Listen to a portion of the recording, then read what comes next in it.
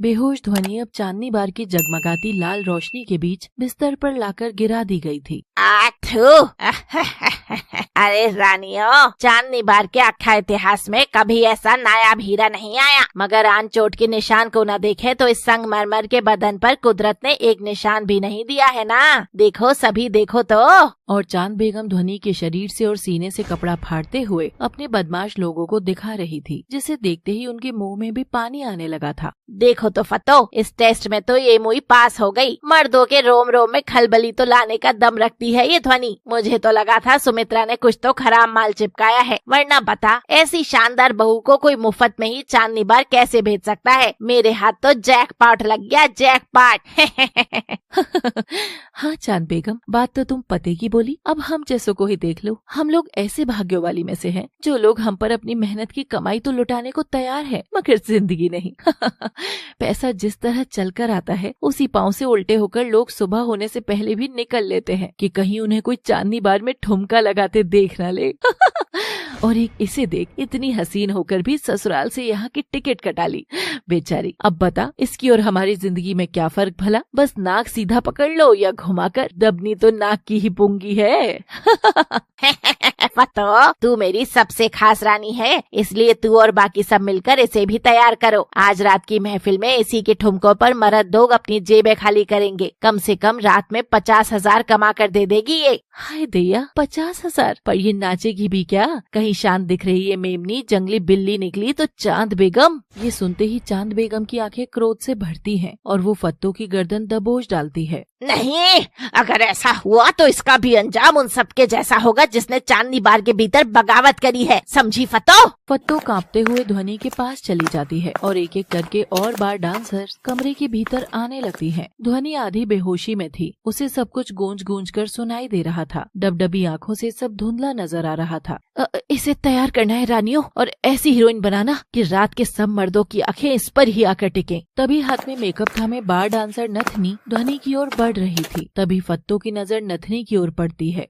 इधर आना जरा। जी दीदी। दीदी की जीजा बनने की सोच रही है क्या? है? कितने सालों से है चांदनी बार में? जी 4 सालों से। तो तेरी अम्मा को सजाने आई है क्या इधर, जो ये हल्की लिपस्टिक लेकर आई है? 4 साल में ये भी नहीं सीखी कि डांसर का मेकअप ऐसा लगे जैसे डिस्को लाइट, और डांसर के होठ ऐसे लगने चाहिए जैसे एम्बुलेंस की लाल लाइट। हटो तुम सब, इसे मैं सजाती हूँ। पायल चांदनी बार की सबसे दबंग डांसर थी और सबसे सुंदर और शानदार भी, जो ना किसी मर्द की जेब से दबती थी ना ही किसी और डांसर की अकड़ से। पायल या तो खुद को ही अपनी मालकिन मानती थी या फिर चांद बेगम को, और फिर वो ऐसी गहरी चटक लाल रंग की लिपस्टिक निकालती है और ध्वनि के पास जाकर उसका चेहरा थामती है। नथिनी बेचारी कोने में खड़ी होकर अपना गाल सहला रही थी। तो तू आई है जिसे यहाँ राज करना है? पायल द छन छन की इतने सालों की हुकूमत पर अपना किला बनाना चाहती है? तेरी तो मैं।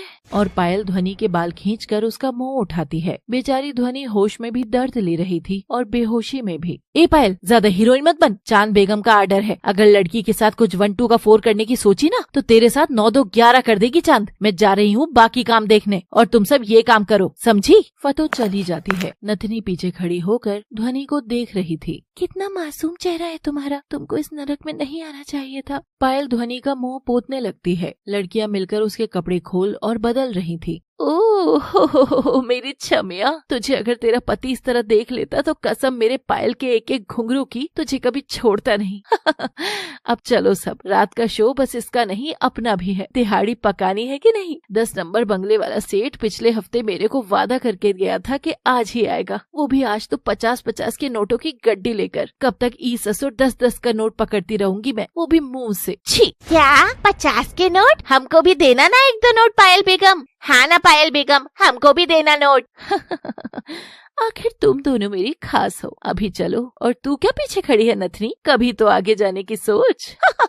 पायल अपनी दोनों चमचियों माला बाला के साथ बाहर चली जाती है। इस बार में माला बाला ही थी जो चांद बेगम के बाद अगर किसी को बेगम बुलाती थी तो वो पायल थी। पायल भी सोचती थी कि चांद के बाद अगर कोई चांदनी बार को संभाल सकता है तो वो पायल ही थी। और नथनी भी कमरे का दरवाजा बाहर से बंद करते हुए चली जाती है। बिस्तर पर चूनर से ढकी बदहाल पड़ी ध्वनि न जाने किस हालत में उठने वाली थी। सक्षम ने हाथ में शराब की शीशी थामी थी और वो बिस्तर पर बैठकर अपनी और ध्वनि के साथ की तस्वीर देख रहा था। उसकी आंखों में अभी भी इतना क्रोध था और वो बड़बड़ाता हुआ ही बोतल से नीट पर नीट शॉट मारे जा रहा था। नहीं करना चाहिए था, बस ये नहीं करना चाहिए था, नहीं करना चाहिए था। आई एम सॉरी सक्षम, मैं तुम्हारी गर्लफ्रेंड नहीं बन सकती। मैं किसी और से प्यार करती हूँ, मैं किसी और से प्यार करती हूँ, और से प्यार करती हूँ, प्यार करती हूँ, प्यार करती हूँ। हाँ, बंद करो ये बार बार बोलना, बंद करो वरना मैं। सक्षम को वो आवाज तंग कर रही थी और वो क्रोध में तस्वीर को जोर से फेंकता है।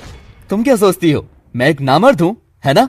यही साबित करना चाहती हो ना तुम जैसी लड़कियाँ जो मुझे नीचा दिखाने मेरी जिंदगी में आती हैं। पर नहीं नहीं नहीं, इस बार तुम्हारी औकात मैं तुमको दिखा चुका हूँ और हर बार उस लड़की को उसकी औकात पता चलेगी जो मुझे ठुकराएगी, समझी तुम? अब सड़ उस बाजार में, बाजारू औरत। सक्षम फोटो पर अपना पांव पटकता हुआ ध्वनि के साथ लड़की जात को ही कोसकर चला जाता है। सुमित्रा अपने कमरे में कुर्सी पर बैठी झूल रही थी, तभी दरवाजे पर सागरिका आती है। मैं अंदर आऊँ माँ? हाँ कहो, क्या बात है? पढ़ाई करी? हाँ माँ, भाभी कहाँ चली गई? आओ बैठो मेरे पास। पता है सागरिका, घर सही ढंग से कैसे चलता है? हाँ, जब परिवार का मुखिया कुछ करे और बाकी सब लोग बस अपनी आँख नाक कान मुंह और अपनी बुद्धि भी बंद किए हो और बस मुखिया के पीछे पीछे चलते रहे, तभी परिवार और घर बराबर चलता है। तेरी भाभी उसी मुखिया के पीछे से निकलकर आगे भाग रही थी, तो बस तो क्या माँ? तो बस उसे कुछ दिन के लिए सुधार गृह भेज दिया गया है ताकि जब वहाँ से ठीक होकर लौटे तो तेरी माँ को इस घर का मुखिया माने, समझी? जा अब सोने जा।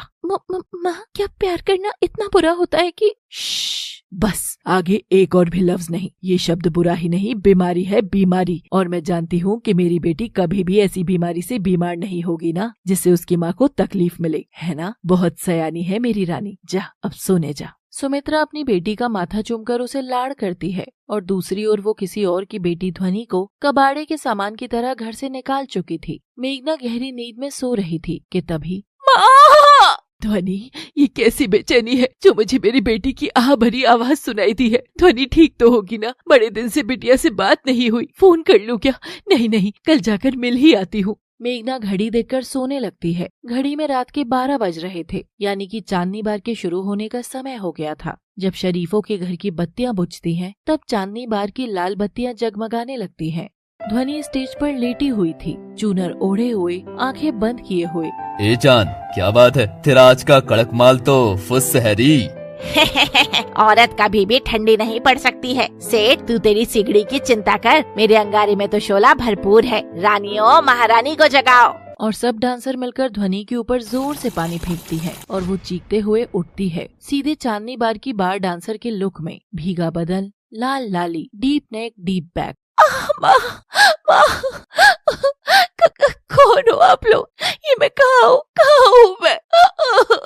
ध्वनि आखिरकार सच को देखने के लिए होश में आ ही गई थी। एक बेबस भीगी सी लड़की की तरह वो खुद को समेट रही थी, सबसे छिपा रही थी।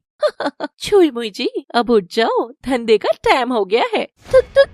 कैसा धंधा? आप लोगों को कुछ गलतफहमी हुई है। मैं यहाँ कैसे आई? मैं तो अपने घर में थी ना जी। आपके मेरे पति सक्षम जी को बुला देंगी, वो सब कंफ्यूजन दूर कर देंगे। आप मुझे फोन दे दो, मैं खुद ही फोन कर लेती हूँ। वो क्या हुआ था ना, बस पति पत्नी का एक झगड़ा हुआ था और फिर मेरा पाँव फिसला और मैं गिरी और फिर पता नहीं यहाँ पर कैसे कुछ तो कंफ्यूजन हुआ है। पर ये सब आप सब मुझे ऐसे क्यों देख रहे हैं? और ये कपड़े कैसे पहने हैं मैंने? अरे रानी, कपड़े खराब लग रहे हैं तो हम उतार दें क्या? छी, ये कैसी बातें कर रहे हो तुम? घर में माँ बहन नहीं है क्या? अरे तू मौका देगी तो माँ तो मैं बना दूंगा।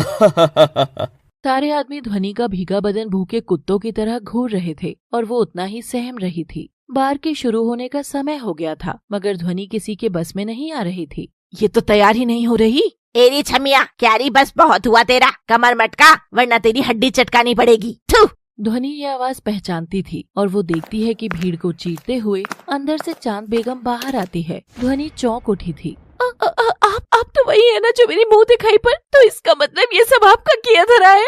ए रानी, किया धरा नहीं करती मैं, हक से लाई हूँ तुझे इस चांदनी बार की शान बनाने वास्ते। और तुझे कौन दिया रे? तेरा खुद का पति, तेरी सास, वही भेजे है तेरे को इधर। ले अब और चिल्ला ले, पति पति पति। म्यूजिक बजाओ रे, फालतू की मचमच नहीं चाहिए मेरे को। फत्तो, समझा देना इसे। ध्वनि ये जानकर हिल गई थी। वो मूर्त सी होकर वहीं बैठ जाती है। आगे की कहानी अगले भाग में देखते रहिए लव सिटी के साथ। Thanks for watching.